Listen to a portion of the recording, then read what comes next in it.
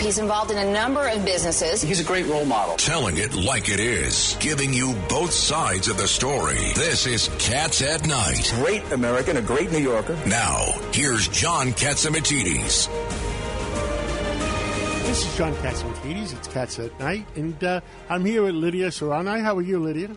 Good. But I heard that AJ, your daughter, isn't too happy with you. How could that possibly be? She's not talking to me. Why? What? She's not talking to you. Why? Because what did you say? Well, a few weeks ago, I said it almost like a joke, and I said it publicly. I said that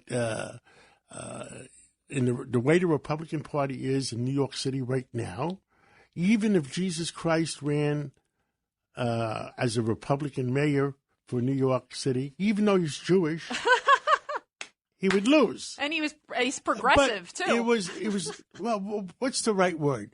A joke, or was it Matt, you come up with right words all the time. It was an irreverent, sarcastic remark. But that's a good word, irreverent, sarcastic. But the question remark. is, can a Republican candidate win the mayor's well, race? If it's the right Republican candidate, yes. If it's the right Republican candidate that has enough money to get his message out. I think the candidacy for mayor, whether you're a Republican or whether you're a Democrat this year, if you ask me what the most important thing would be, the most important thing would be law and order. Who can restore law and order back in New York City? What say you? Who can restore?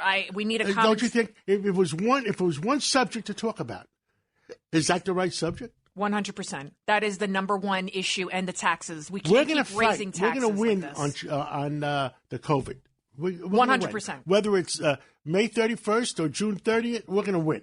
That's right. So the next problem we have is cleaning up the streets where we have all the criminals running around. The laws are so lax in criminal acts right now.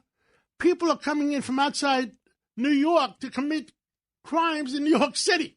I mean, you can't make this up. It's not a joke.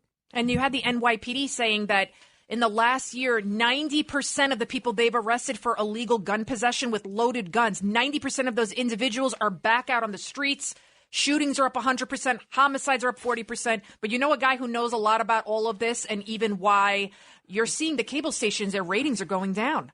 And Bill O'Reilly talked about this with... We're going to get to Bill O'Reilly, but first I want to publicly apologize to all my daughter. Publicly apologize to my daughter and all my Republican friends. It was just trying to get a point out, and it's about having a two-party system in New York. And I think it's important that you have two-party systems. So are you going to run?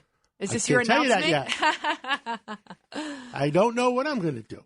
Yeah. You know, you got a couple of good candidates in the Republican Party, and I understand they interviewed with all the county chairs yet. John Jr., 10 years from now, he'll run. You had Mateo, and you have Curtis Lewa. They're both very smart guys. You never know what's going to happen. Absolutely. How about AJ run for mayor? Can AJ? Well, I thought she should start at least as a senator. Yeah, but I know. Well, I could see. Yeah, she'd do a great job. New York has to be a two-party system, and I've always supported common sense Republicans, and I've always supported common sense Democrats. It's not about being a Republican or a Democrat; it's having common sense about it. And I've said, I mean, I ran as a Republican liberal, and the liberal party is what people that have a heart. You know, if you have a heart. You have a heart. And right now, the progressive movement, I said, they're not progressives. We're not progressing any place. We're regressives.